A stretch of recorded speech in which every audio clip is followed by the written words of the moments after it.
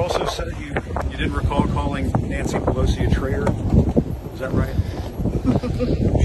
You know, Jim, the problem... You don't seem to recall a whole lot. Well, What's going on there?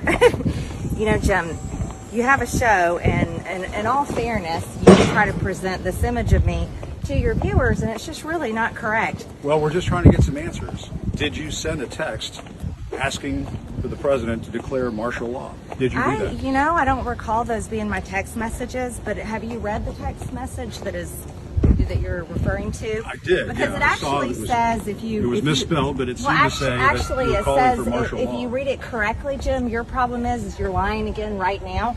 It says, I do not know on those things. That's what that text message actually says. Well, no, why don't you be honest? Why even bring it up? Why don't why you be even bring honest? up martial law? No, you know, your problem is you're just one of those liars on television. And people hate it.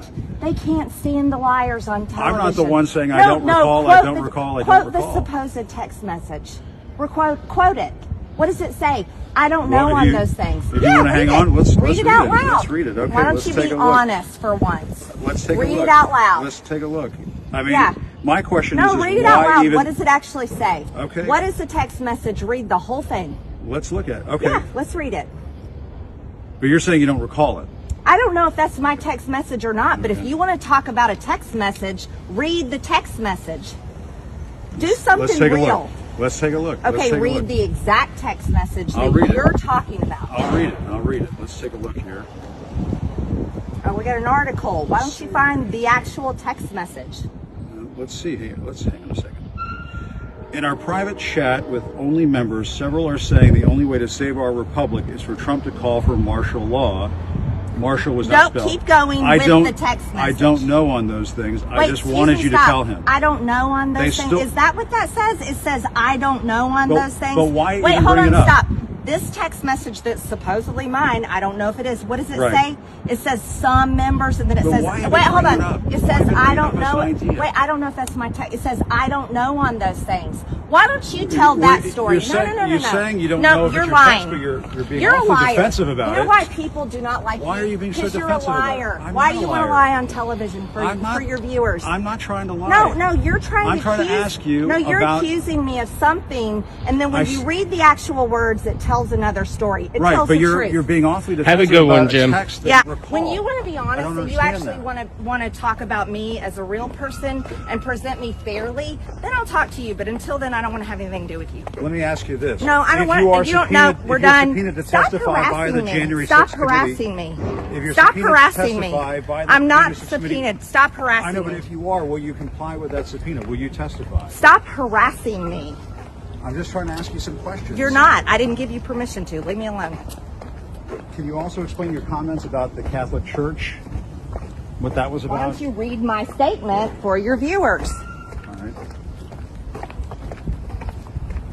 You know, we're just trying to ask you some questions. That's all we're trying to do. No, you're not. You're trying to lie about me, and I'm tired of it.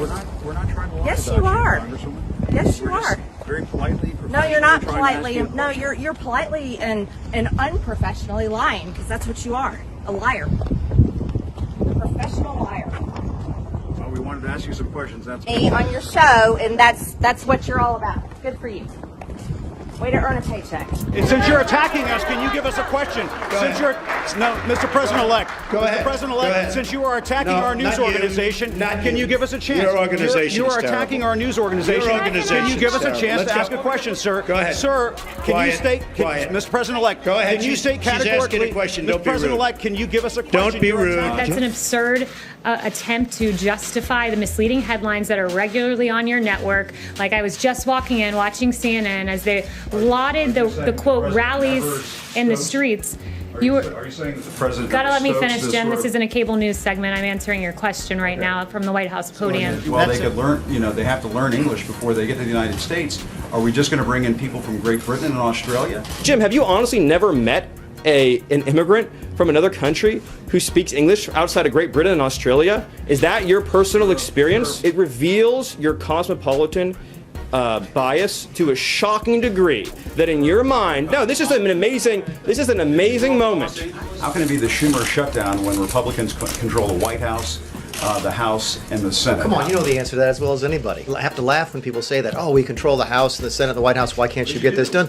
You know as well as anybody that it takes 60 votes in the Senate to pass an appropriations bill, right? You know that. I know that. Okay, so why when you not? only have 51 votes in the Senate, then you have to have Democrat support in order to keep the government, to fund the government. So that's the answer to your question. I would just say, Sarah, that journalists make honest mistakes, and that doesn't make them fake news. But the question that But when journalists make honest mistakes, they should own up to them.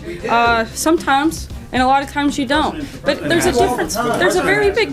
I'm sorry, I'm not finished. There's a very big difference between making honest mistakes and purposefully misleading the American people, something that happens regularly. You can't say, I'm not done.